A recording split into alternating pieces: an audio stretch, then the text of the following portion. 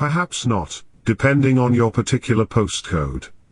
It's a rather grey Friday here, with the promise of patchy rain nearby in London.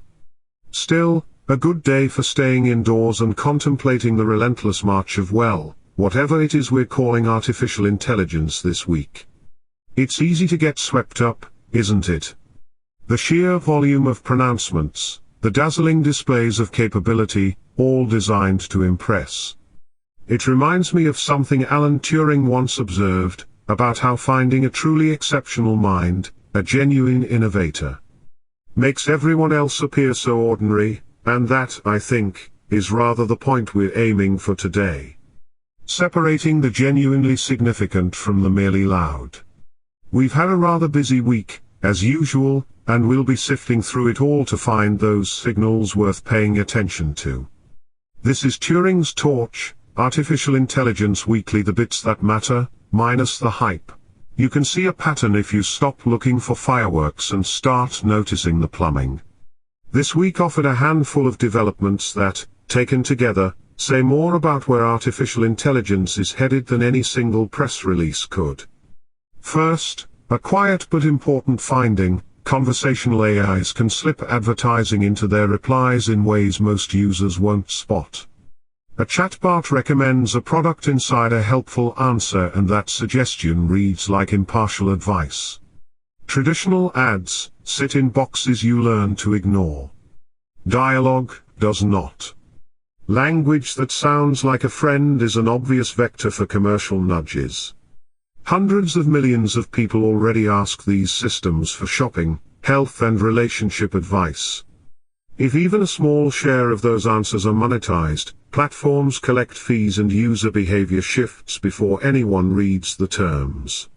Consumer protection rules assume a clear line between editorial and advertising. Dialogue blurs that line. Detection will need access to logs or provenance metadata, which platforms often treat as confidential. Practical countermeasures exist: machine-readable disclosure tags, provenance headers, independent detection tools. But they all force a trade-off between trust and the conversational illusion users like. So the sober point is simple: a brilliant confidant can be turned into an ad channel without most people noticing. And that matters for trust, regulation, and who gets paid. Closely related is the push to turn assistants into agents that act rather than just reply. Alibaba's new model claims a 35-hour autonomy window and is pitched as an orchestration engine for long-running enterprise tasks. The claim sounds impressive and invites skepticism. To sustain actions over hours, you need more than a clever reply. You need state management, idempotent operations, robust tool integrations, and ways to prevent small errors from compounding into disaster. An agent that can act for a long time concentrates both power and risk. It can automate monitoring, patching, reporting, and multi-step deployments. It can also make cascading mistakes very quickly if permissions, audit trails, and fail-safe behaviors are not rock solid. The marketing number is a target, not proof. Real judgment will come from the first organizations that run these agents at scale and publish their incident reports. That shift from models as answers to models as executors is what products like Copilot Kit are trying to address.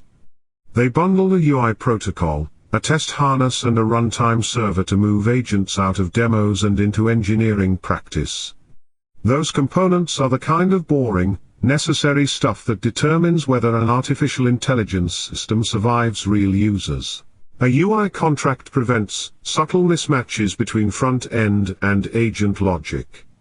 A test harness lets you run repeatable safety and regression checks. A runtime coordinates state, retries, and multiple agents. Put together, they reduce brittle integrations and surprise outages. They also highlight a broader governance question. Standardization helps, but only if the protocol is open and the tests cover safety, fairness, and adversarial cases. A convenient runtime could become a single point of lock-in or surveillance if teams cannot replace or audit it without breaking everything else. Packaging orchestration is useful, packaging is not a substitute for hard, independent audit. Operations and money sit behind these engineering moves, which makes Data Robot's new benchmarks timely. They report 3 pragmatic production figures: maximum sustained concurrency, end-to-end latency at that concurrency, and cost per million tokens. Those are not glamorous numbers, but they are the ones you hang budgeting and incident plans on. Too often teams over-provision or discover their limits during a spike. Benchmarks give a baseline for finance, SREs and product managers to argue about capacity rationally. Benchmarks are useful maps, though not the territory. Synthetic runs use steady loads and clean prompts. Real traffic does not. Prompt drift, burstiness from a viral post, or third-party outages can blow past a bench's assumptions. Vendor-supplied tests have incentives to favor particular architectures or batch sizes. Use the numbers as a starting point, then pair them with shadow traffic, canary releases, and instrumentation that ties latency to GPU utilization and actual successful responses. The only cost that matters long-term is cost per useful response, not cost per token. Microsoft's FARA 1.5 family is another sign of direction. Browser operating agents trained mostly on synthetic interactions and available in smaller, deployable sizes. A browser agent can read pages, click links and fill forms like a person. That unlocks automation for research, data extraction and accessibility aids. It also raises privacy, scraping and impersonation risks. Smaller models widen access to these capabilities, which is efficient but raises misuse potential. Synthetic training pipelines accelerate iteration, but they bake the creator's assumptions into behavior. A tidy benchmark score is useful, but the web is messy. A 72% on a standardized test is not necessarily robust when pages are deceptive or redesigned. The critical questions are about how permissions are managed, what gets logged, and whether misbehavior is visible to operators and auditors. These capability announcements come with a recurring theme: impressive demos and headline numbers are easy. Reliable operation is hard. That becomes painfully clear in scientific applications, where 3 less glamorous threads deserve attention. First, artificial intelligence for science usually means tools that help discrete steps predicting structures, suggesting molecules. Organizing data, not a general scientist in a box. Second, world models are technical tools for internal simulation and planning, not mystical inner lives. They can help in controlled settings but often break when pushed into chaotic real labs.